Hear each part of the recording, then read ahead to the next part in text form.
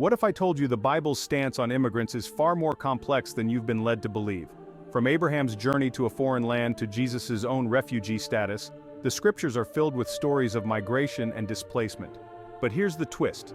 While the Bible calls for compassion towards strangers, it also speaks of secure borders and lawful behavior. Are you ready to explore this paradox and challenge everything you thought you knew about immigration in the Bible?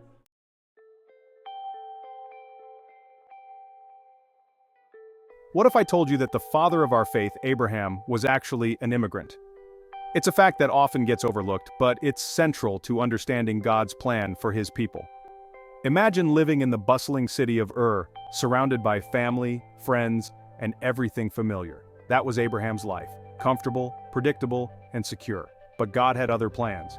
One day, out of the blue, God speaks to Abraham. He doesn't just suggest a weekend getaway or a short business trip. No, God commands Abraham to leave everything behind, his homeland, his relatives, and his father's house. Can you imagine the shock, the uncertainty, the fear? This wasn't just a move across town or even to a neighboring country. This was a journey into the complete unknown. Now let's consider the risks Abraham faced. He was leaving behind the safety of his clan in a world where family connections meant everything. He was venturing into lands filled with unfamiliar peoples, languages, and customs. There was no GPS, no TripAdvisor, no embassy to turn to if things went south. Every step was a step of faith. But here's where it gets interesting. God doesn't just send Abraham off with a pat on the back and a good luck. No, he makes some pretty incredible promises. God tells Abraham that he will make him into a great nation, bless him, make his name great, and that through him, all peoples on earth will be blessed. Talk about a signing bonus. But remember, at this point, Abraham is childless and getting on in years. These promises must have seemed almost laughable. So how did this immigrant status shape Abraham's faith? Well, it forced him to rely completely on God. Every new territory, every interaction with foreign kings, every famine and conflict became an opportunity for Abraham to trust in God's provision and protection. His faith wasn't built in the comfort of home, but in the challenges of being a stranger in strange lands. And here's the kicker. Abraham's obedience to this radical call led to blessing beyond measure. Not only did God fulfill his promises, making Abraham the father of many nations, but he used Abraham's journey to set the stage for the entire biblical narrative. The land Abraham wandered as a foreigner would become the promised land.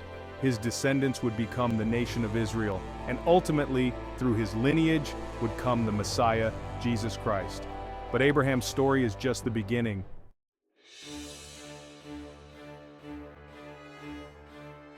It all began with Joseph, sold into slavery by his own brothers. But what if I told you that this apparent tragedy was just the first step in God's master plan? Joseph's rise to power in Egypt set the stage for a dramatic turn of events. When famine struck the land of Canaan, Jacob and his family found themselves seeking refuge in Egypt, welcomed with open arms thanks to Joseph's high standing. But here's where things get interesting. Over time, the Israelites' status in Egypt underwent a radical shift. What started as a warm welcome turned into centuries of oppression. Can you imagine the whiplash? One generation enjoying the fruits of Joseph's favor, the next facing the harsh reality of slavery. A new pharaoh arose, one who didn't remember Joseph or the debt Egypt owed to his people. Suddenly the Israelites were viewed not as honored guests but as a potential threat. Now let's consider the laws and customs that governed foreigners in ancient Egypt. It wasn't a pretty picture. Foreigners, often called Asiatics, were viewed with suspicion and subjected to different legal standards than native Egyptians. They could be exploited for labor, their rights a far cry from those of citizens. Sound familiar? It's a pattern we see repeated throughout history, even in modern times. But here's the twist. What if this seemingly tragic turn of events was actually part of a divine strategy centuries in the making? This experience of being strangers in a strange land wasn't just a footnote in Israel's history. It was a crucible that forged their very identity. Think about it.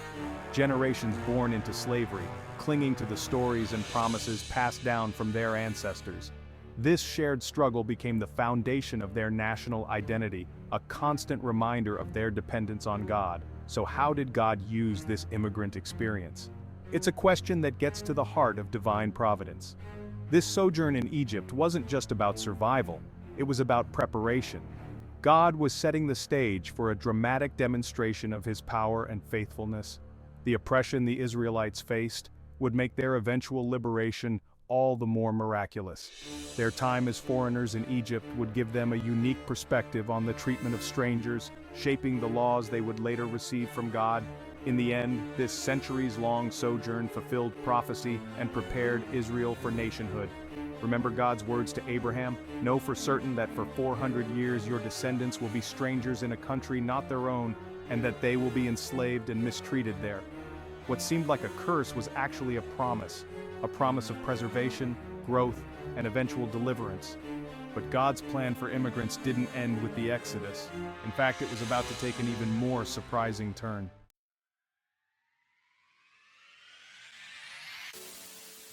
What if I told you God's law was radically pro-immigrant?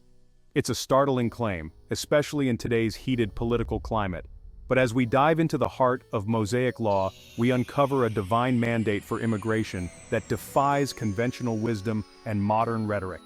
At the center of this revelation is a single Hebrew word, ger. This term, often translated as stranger or sojourner, refers to foreigners residing among the Israelites. But it's not just a label. It's a legal status that comes with an astonishing set of rights and protections.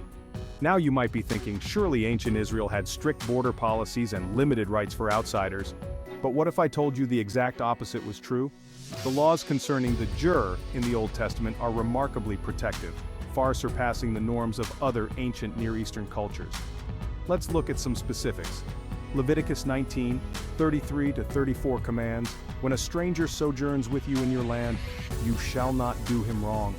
You shall treat the stranger who sojourns with you as the native among you, and you shall love him as yourself, for you were strangers in the land of Egypt. I am the Lord your God." This isn't just a suggestion, it's a divine mandate for equal treatment and love towards immigrants. But why? What's the reasoning behind these radical laws? The answer lies in Israel's own history and God's character. Remember their time in Egypt?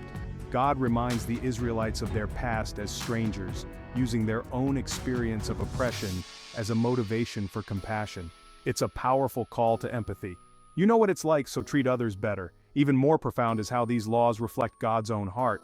Deuteronomy 10:18-19 declares, "He executes justice for the fatherless and the widow, and loves the sojourner, giving him food and clothing.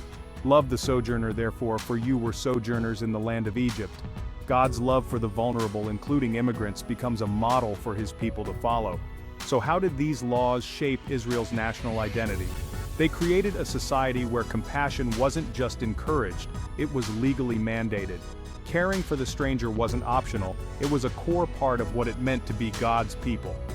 These laws challenged Israel to see beyond tribal lines and national borders, recognizing the inherent dignity of all people as bearers of God's image. In the end, these surprising laws reveal a God whose heart beats for the outsider, the vulnerable, and the displaced.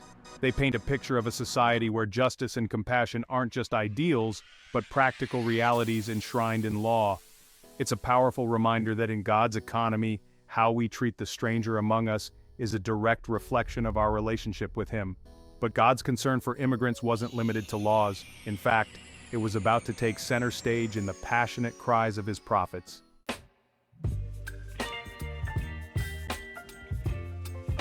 Imagine a group of outspoken individuals who risk everything to defend the rights of foreigners in their land. No, I'm not talking about modern-day activists, I'm referring to the biblical prophets. These ancient voices held the key to understanding God's heart for immigrants in a way that challenges our modern assumptions. The prophets played a crucial role in calling Israel back to God's standards, especially when it came to the treatment of immigrants. But why was this necessary? Well, despite the clear laws we discussed earlier, Israel often fell short in their treatment of foreigners. It's a sobering reminder that even with divine guidance, humans can easily stray from the path of compassion and justice. What if I told you that the prophet's message about immigrants wasn't just a side note, but a central theme in their call for justice? Take Jeremiah, for example. He boldly proclaimed, "Do what is just and right. Do no wrong or violence to the foreigner, the fatherless, or the widow." This wasn't a polite suggestion, it was a direct command from God Himself. But Jeremiah wasn't alone in this crusade. The prophet Zechariah echoed this sentiment, declaring, "Do not oppress the widow or the fatherless, the foreigner or the poor." It's striking how often the prophets grouped immigrants with other vulnerable populations. In God's eyes, the foreigner deserved the same protection and care as the widow and the orphan. Now you might be wondering, how did this emphasis on immigrant rights fit into the bigger picture of prophecy? Here's where it gets interesting. The prophets didn't see this as an isolated issue. Instead, they connected it directly to Israel's covenant relationship with God. In essence, they were saying, how you treat the immigrant in your midst is a reflection of how seriously you take your covenant with God. Consider the words of the prophet Malachi. He warned that God would judge those who thrust aside the sojourner and do not fear him. What if I told you that in God's eyes, mistreating immigrants was on par with other serious covenant violations? This prophetic message reveals a profound truth.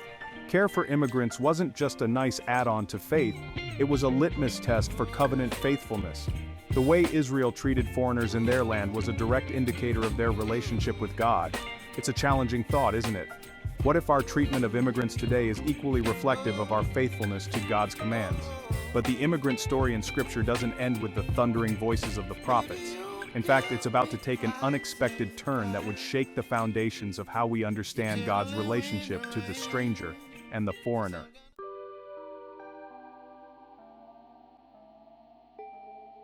What if I told you that God himself chose to experience life as an immigrant? The story of Jesus takes an unexpected turn that challenges everything we thought we knew about divine solidarity with the displaced. As we explore the Messiah's journey, prepare to have your understanding of God's heart for foreigners radically transformed. Let's start at the beginning. Jesus, the Son of God, enters the world not in a palace or a place of power, but as a vulnerable child born to humble parents. But his story quickly takes a dramatic turn. What if I told you that Jesus, in his earliest years, became a refugee? According to the Gospel of Matthew, Joseph and Mary were forced to flee to Egypt with the infant Jesus to escape King Herod's violent decree. Picture this, the Holy Family, under cover of night, sneaking across borders to find safety in a foreign land. This wasn't just a historical footnote. It was a profound statement about God's identification with the immigrant experience. The creator of the universe chose to taste the fear, uncertainty, and displacement that millions of refugees face today. But the implications go even deeper. This flight to Egypt wasn't just about survival, it was a fulfillment of prophecy. The prophet Hosea had declared centuries earlier, "Out of Egypt I called my son." What if I told you that God orchestrated these events not just to protect Jesus, but to align his story with Israel's own history of exile and return? As Jesus grew and began his ministry, his teachings reflected this early experience of displacement. He consistently emphasized hospitality and care for strangers. Remember his words in Matthew 25, "I was a stranger and you welcomed me." This wasn't just a nice suggestion. Jesus made it clear that how we treat the foreigner is how we treat him. But Jesus didn't stop there. His ministry consistently focused on those society deemed as outcasts and foreigners. Think about the Samaritan woman at the well, the Roman centurion, or the Syrophoenician woman. In each encounter, Jesus broke down barriers and redefined who belonged in God's kingdom. So how does Jesus redefine the concept of foreigner in God's kingdom? What if I told you that in Christ the very idea of insider and outsider is turned on its head? Through his life and teachings, Jesus shows us that in God's economy there are no foreigners, only neighbors to be loved and welcomed. This radical identification with the immigrant experience challenges our modern views of national identity and border security. What if our primary citizenship isn't to a nation, but to God's kingdom? How might that change our approach to immigration policy and our treatment of refugees? But the immigrant story doesn't end with Jesus. In fact, his life and teachings set the stage for an even more radical understanding of Christian identity in the world.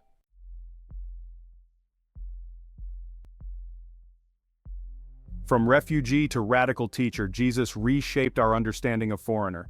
But the story doesn't end there. What if every single Christian was called to be an immigrant? It sounds outlandish, but the early church embraced an identity so countercultural, it challenged the very foundations of society. Prepare to have your concept of Christian citizenship turned upside down. The early Christians saw themselves not just as followers of Christ, but as resident aliens in the world around them. This wasn't some fringe belief. It was central to their identity.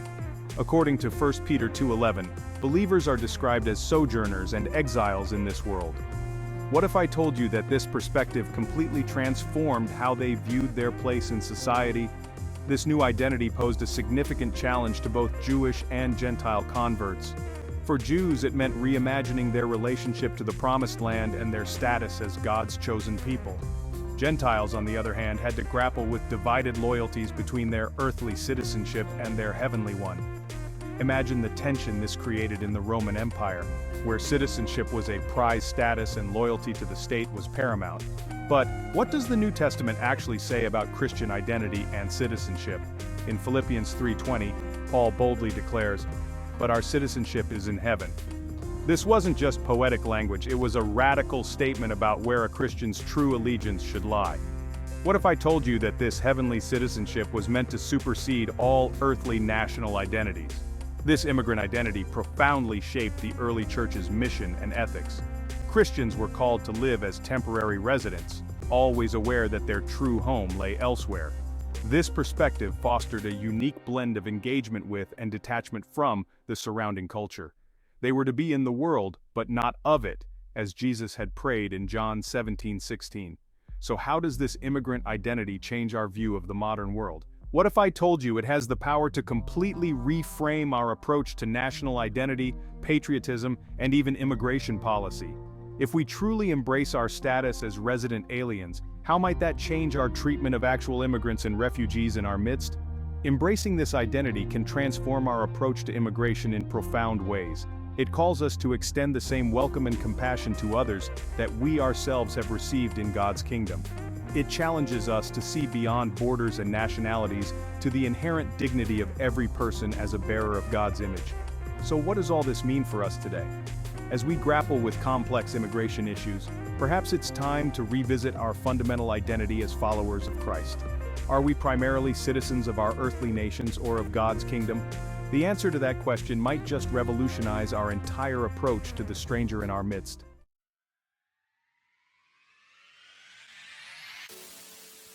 What if I told you that the Bible's message on immigration isn't just a collection of isolated verses, but a consistent theme woven throughout Scripture?